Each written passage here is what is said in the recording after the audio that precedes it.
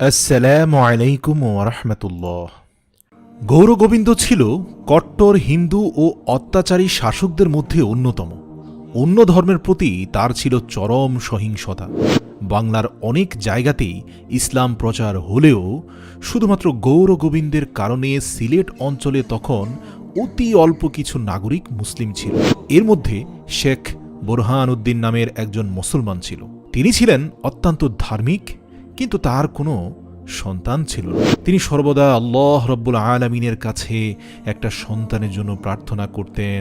রাত জেগে তাহাজ্জুদ পড়ে আল্লাহর কাছে দোয়া করতেন, হে প্রভু, যদি আমাকে একটা সন্তান দান করেন তাহলে আমি অবশ্যই একটি গরু জবাই দিয়ে প্রতিবেশী অসহায়দেরকে পেট ভরে খাওয়াবো। একসময় আল্লাহ তাআলা তার প্রার্থনা কবুল করলেন। বোরহান উদ্দিনের ঘরে জন্ম নিল একজন পুত্র সন্তান। মানত অনুযায়ী এবার গরু কোরবানি দেওয়ার পালা। কিন্তু কট্টর হিন্দু রাজা গৌরগোবিন্দ এর এলাকায় গরু জবাই করা ছিল নিষিদ্ধ।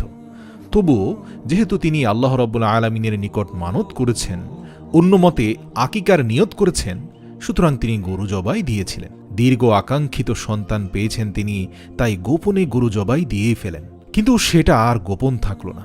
কোনো না কোনোভাবে এই কথাটি চলে যায় গৌরগোবিন্দের কানে।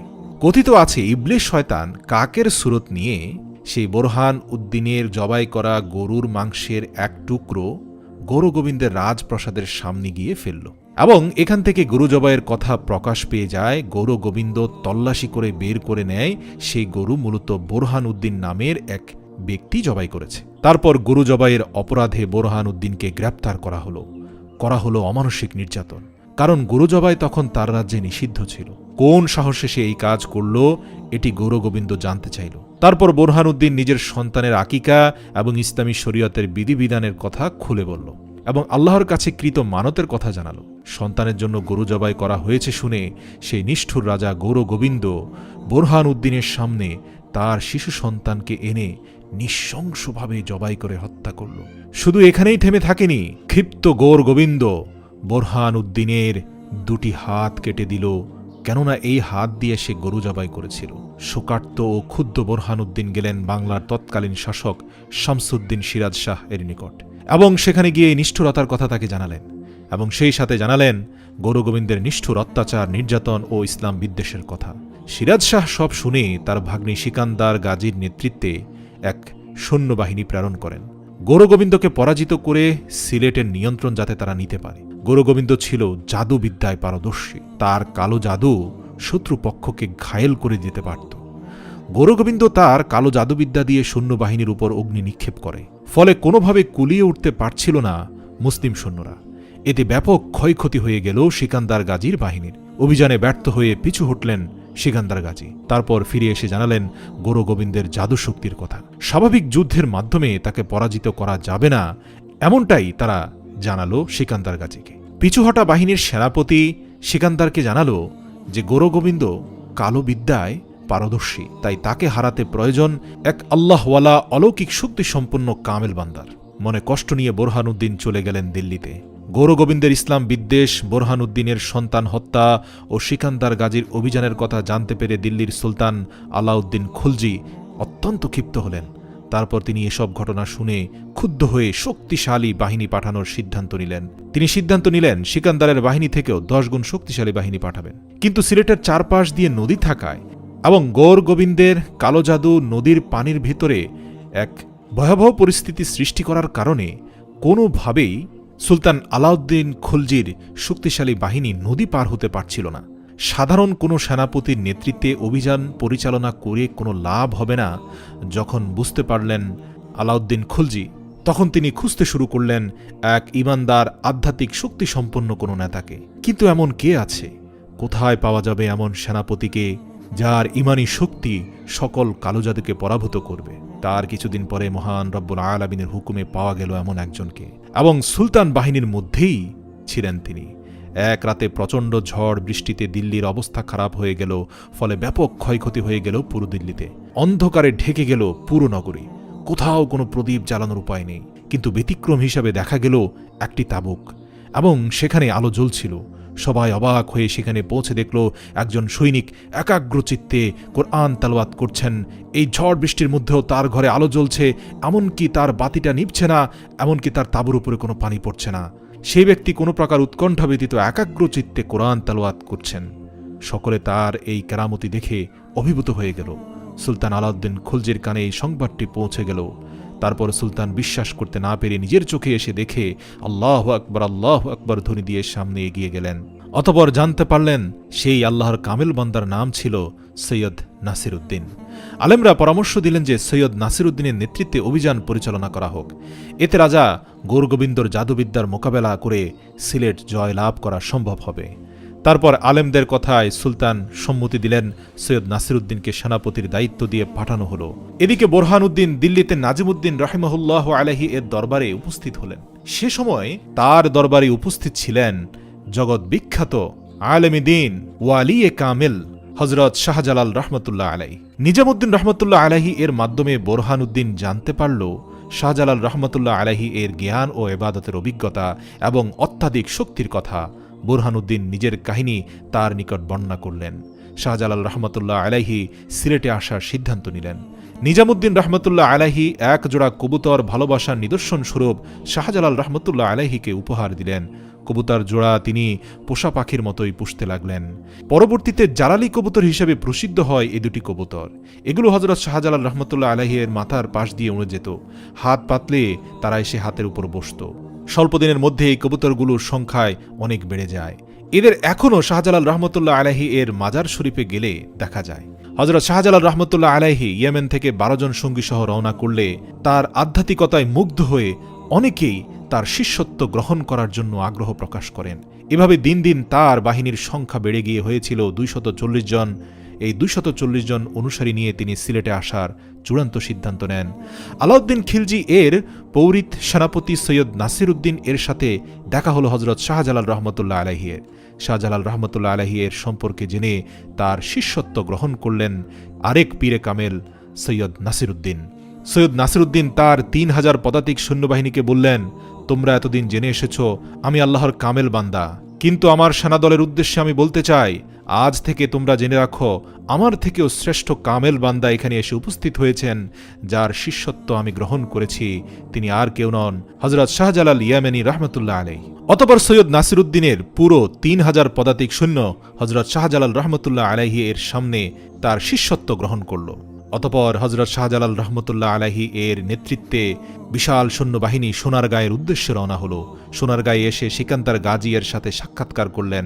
সিকান্দার গাজী সিলেট ও রাজা গৌরগোবিন্দ সম্পর্কে তাদেরকে অবহিত করলেন।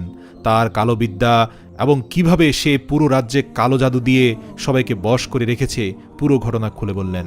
শাহজালাল রহমতুল্লাহ আলাইহি পুরো ঘটনা জানতে পারলেন এবং সিকান্দার গাজীকেও নিজেদের সাথে আসার জন্য অনুরোধ করলেন। এভাবে তাদের সৈন্য সংখ্যায় আরও 360 জন নতুন করে যুক্ত হল। বিশাল মুসলিম বাহিনী সামনের দিকে অগ্রসর হওয়ার খবর পেয়ে রাজা গৌরগোবিন্দ ব্রহ্মপুত্র নদীতে সকল প্রকার নৌকা চলাচল বন্ধ করে দিলেন। অতঃপর নদীর পাড়ে তার সকল সেনাবাহিনী নিয়ে অপেক্ষায় ছিলেন কখন শাহজালাল ইয়ামানি আসবে এবং তাকে তীর দ্বারা ঘায়েল করবেন। আর যখন হযরত শাহজালাল রহমতুল্লাহ আলাইহি তার অনুসারী নিয়ে নদীর সামনে আসলেন এবং দেখলেন যে নদীর উপরে কালো জাদুবিদ্যার ধোঁয়া, অতঃপর তিনি বিসমিল্লাহ পড়ে হাত দিয়ে ইশারা করা মাত্র সকল অন্ধকার দূর হয়ে গেল। সকল কালো জাদুর ধোঁয়া দূর হয়ে পরিষ্কার পরিচ্ছন্ন হয়ে গেল। দূর থেকে এই দৃশ্য দেখে ভয় পেয়ে গেল গৌরগোবিন্দ। গৌরগোবিন্দ জানতেও পারেনি যে পরবর্তী 1 ঘন্টায় কি ঘটতে চলেছে। অতঃপর সকল নৌকা ডুবিয়ে দেওয়ার কারণে হযরত শাহজালাল রহমতুল্লাহ আলাইহি মহান রব্বুল আলামিনের হুকুমে জানাজার উপরে বসেই নৌকার মতো করে নদী পার হলেন এবং এই দৃশ্য দেখে সেখান থেকে তাৎক্ষণিক পালিয়ে যাওয়ার সিদ্ধান্ত নিলেন রাজা গৌরগোবিন্দ। তবে এই ব্যাপারে ইতিহাসবিদদের মধ্যে যথেষ্ট মতপার্থক্য রয়েছে। কেউ কেউ বলছেন হযরত শাহজালাল রহমতুল্লাহ আলাইহি নৌকা নিয়ে পার হয়েছিলেন, আবার কেউ কেউ বলছেন তিনি জানাজায় বিসমিল্লাহ পড়ে বসেছিলেন, আল্লাহ পাকের হুকুমে জানাজা দিয়েই তিনি নদী পার হয়েছিলেন। যাই হোক, হযরত শাহজালাল রহমতুল্লাহ আলাইহি এর ভক্তদের মতে তারা সবাই জানামাজে চড়েই নদী পার হয়েছিলেন। আল্লাহু আকবার, আল্লাহ ভালো জানেন। হযরত শাহজালাল রহমতুল্লাহ আলাইহি এর সঙ্গীদের নিয়ে ব্রহ্মপুত্র নদী পার হওয়ার পর রাজা গৌর গোবিন্দ দক্ষিণ সীমা হবিগঞ্জের দিনাপুরা পরগনায় উপস্থিত হলেন। পলায়নরত গোবিন্দের কিছু সৈন্যরা তীর দিয়ে আক্রমণ করলেও কোনো প্রকার ক্ষয়ক্ষতি ছাড়াই শাহজালাল রহমতুল্লাহ আলাইহি সামনের দিকে অগ্রসর হতে সক্ষম হলেন। যেহেতু গৌর গোবিন্দ ইবলিসের খাস অনুসারী ছিল, তাই শয়তান গৌর গোবিন্দকে প্ররোচনা দিল, তুমি তোমার কালো জাদুবিদ্যা ব্যবহার করো এবং শাহজালালকে প্রতিহত করো। অতঃপর রাজা গৌরগোবিন্দ এক বিশাল লৌহ ধনুকে জাদুমন্ত্র করে শাহজালাল রহমতুল্লাহ আলাইহি এর কাছে পাঠায় এবং শর্ত দেওয়া হয়, কেউ যদি উক্ত ধনুকের সাহায্যে তীর মারতে পারে তাহলে গৌরগোবিন্দ রাজ্য ছেড়ে চলে যাবে। শাহজালাল রহমতুল্লাহ আলাইহি তার সকল সেনাবাহিনীর লোকদের উদ্দেশ্য করে বললেন, যে ব্যক্তি কখনো ফজরের নামাজ কাজা করেনি বা বাদ দেয়নি, একমাত্র সেই ব্যক্তি পারবে এই বিশাল লৌহ ধনুক দিয়ে একা তীর মারতে। তারপর খুঁজে এমন হুবহু একজনকে পাওয়া গেল এবং সেই ব্যক্তি হল সৈয়দ নাসিরউদ্দিন। অতঃপর নাসিরউদ্দিন সেই ধনুক আকাশের দিকে মারার পর চারপাশ থেকে গৌরগোবিন্দের কালো জাদুবিদ্যার পতন হল। ইতিমধ্যে রাজা গৌরগোবিন্দ নিজ রাজ্য ছেড়ে পলায়ন করলেন। 1303 সালে প্রায় বিনা যুদ্ধে মহান রব্বুল আলামিনের হুকুমে সিলেট নগরীতে শাহজালাল রহমতুল্লাহ আলাইহি এর নেতৃত্বে কালেমায়ে তৈয়বা লা ইলাহা ইল্লাল্লাহু মুহাম্মাদুর রাসূলুল্লাহ এর ধ্বনি মুখরিত হল এবং তারই কিছুক্ষণ পরে ইতিহাসের সর্বপ্রথম সিলেটের জমিনে ধ্বনিত হল আজানের সুর। তিনি তার শিষ্য সিকান্দারকে রাজ্য পরিচালনা ও প্রধান গভর্নর হিসেবে দায়িত্বে নিযুক্ত করলেন এবং নিজেকে সকল প্রকার রাষ্ট্র ক্ষমতা থেকে সরিয়ে নিয়ে আধ্যাত্মিক সাধনায় ধ্যানমগ্ন হলেন। সিকান্দার শাহ প্রথম এই জায়গার নাম শিহরত থেকে জালালাবাদ রাখলেন। জালালাবাদে মাদ্রাসা, মক্তব, প্রজাদের যাতায়াত, রাস্তাঘাট, বিশ্রামাগার ও বিশুদ্ধ পানির জন্য নলকূপ স্থাপন করা হলো। হযরত শাহজালাল রহমতুল্লাহ আলাইহি যখন ইসলাম প্রচারের জন্য যাত্রা শুরু করেন তখন তার সহচর ছিল মাত্র 12 জন। সিলেটে প্রবেশের সময় সেই সংখ্যাটি হয়ে দাঁড়ায় 360 জনে। তার সাথে ছিল আরও 3000 সৈন্য। বাংলাদেশি ইসলাম প্রচারে এই 360 জনের অবদান অনস্বীকার্য। শাহজালাল রহমতুল্লাহ আলাইহি এর আধ্যাত্মিকতার উদারতায় মুগ্ধ হয়ে এ অঞ্চলের লোকেরা ইসলাম ধর্ম গ্রহণ শুরু করলেন। প্রায় সারা বছরই তিনি রোজা রাখতেন। তিনি আহার করতেন খুব সামান্য। বিভিন্ন স্থানে ঝটিকা সফরে বের হতেন ধর্ম প্রচারের জন্য।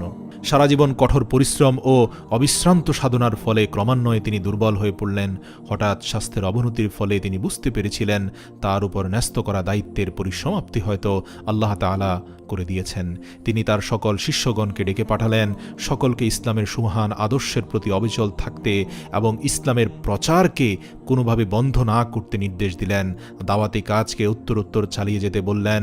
740 হিজরি সনের 1346 খ্রিস্টাব্দে জিলহজ মাসের 22 তারিখে রোজ শুক্রবার হযরত শাহজালাল রহমতুল্লাহ আলাইহি শরীর খুবই খারাপ হয়ে যায়। পূর্বদিন অর্থাৎ বৃহস্পতিবার সারাদিন আগত খলিফা, মুরিদ, ভক্তবৃন্দ সহ সাধারণ দর্শকদের শেষবারের মতো দেখলেন। তিনি নিজ গৃহে প্রবেশের পূর্বে খাদেমকে বললেন এখন যাতে কেউ তার গৃহে প্রবেশ না করে। তিনি রাতের প্রথম অংশটি জিকির করলেন এবং হঠাৎ তার আওয়াজ ক্ষীণ হয়ে যায়। কিছুক্ষণের মধ্যেই পূর্বের আকাশে আলোর রেখা ছড়িয়ে যায়। মসজিদের মিনার হতে আজানের ধ্বনিতে মুখরিত হয়ে উঠল জনপদ। একই ব্যতিক্রম, হযরত শাহজালাল রহমতুল্লাহ আলাইহি নিদ্রা থেকে উঠছেন না কেন? খাদেমরা ধীরে ধীরে দরজা ফাঁক করে দেখলেন হুজুর সেখানে স্থিরভাবে শায়িত। তিনি পরলোক গমন করলেন। ইন্না লিল্লাহি ওয়া ইন্না ইলাইহি রাজিউন। ইতিহাস বলে সর্বপ্রথম সিলেটের জমিনে আজান দিয়েছিলেন হযরত শাহজালাল রহমতুল্লাহ আলাইহি এবং তার আজানের ধ্বনিতে গৌর গোবিন্দের প্রাসাদ ভেঙে পড়েছিল। আল্লাহু আকবার। হে আল্লাহ, আপনি আমাদের এমন ঈমানের শক্তি দান করেন যেন সকল বাতিল শক্তি সেখানে পরাভূত হয়ে যায়।